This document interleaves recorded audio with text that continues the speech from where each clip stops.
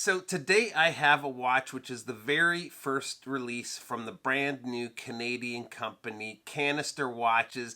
The owner, Chris, is a former artillery officer in the Canadian Army, and he wanted to put together a purpose-built tool watch, and he's done just that with the Fieldmaster.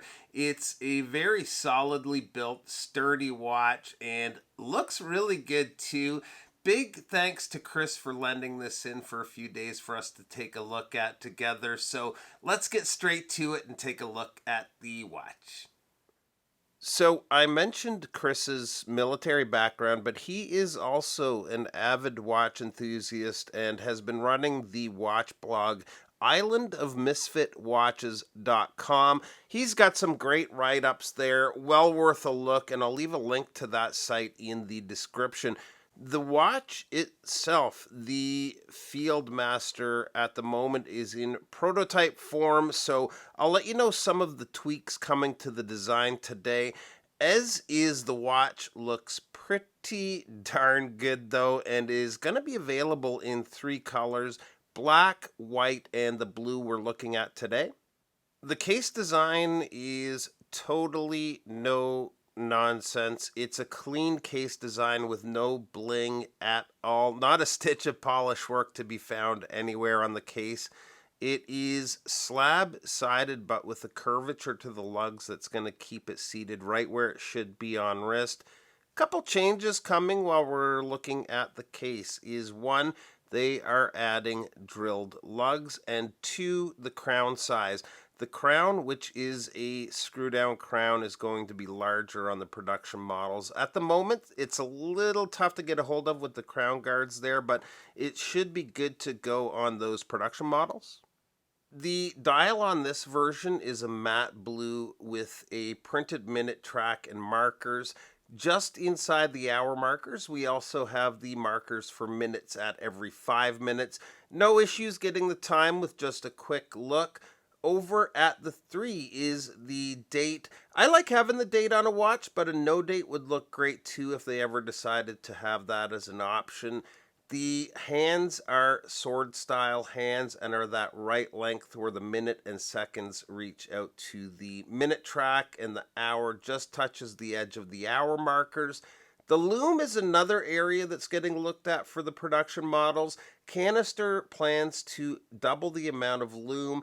As is, the hour markers aren't quite as bright as the hands. It's not bad the way it is, but that's something that'll be improved. The bezel has an easy to grip knurled edge. It's got a nice crispy action. It's a 120 click bezel with a ceramic insert, and everything is lining up just the way it should. The watch is going to come with the bracelet as well as a rubber strap, and I have the rubber strap here. We'll take a look at that on the watch in just a minute. Also, it's going to include a NATO style strap. The bracelet is good with a well-built clasp signed with the company logo. We've got some solid steel here, as well as 6 micro adjusts. The end links with this particular bracelet are male end links, so they do add to the effective lug to lug quite a bit. Chris tells me they plan to refine the end link fit, and for anyone that effective lug to lug is just too long, there's also going to be a straight end link option. Size on the watch comes in at a case width of 41 millimeters. Lug to lug is 50.3 millimeters. With the male end links, it's 58.3 millimeters, which is going to be on the long side for a lot of wrist sizes. So probably the straight end link will be the way to go. Thickness of the watch is 12 millimeters. The watch is running the High-Beat Miyota 9015, and the crystal is sapphire with an anti-reflective coating.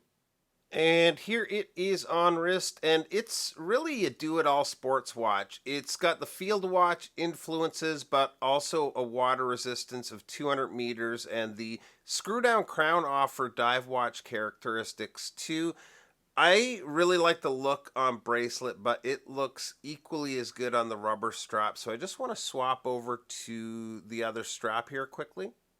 And yeah, I think for me, this would end up on a strap a lot of the time. The supplied waffle strap is a really good quality rubber.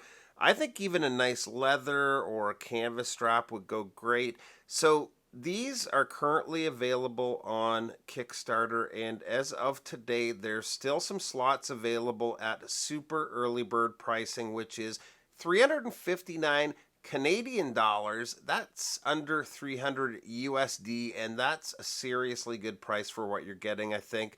So that is it. Nice work on Chris's part with this one. It definitely feels like a watch that someone with a military background would put together.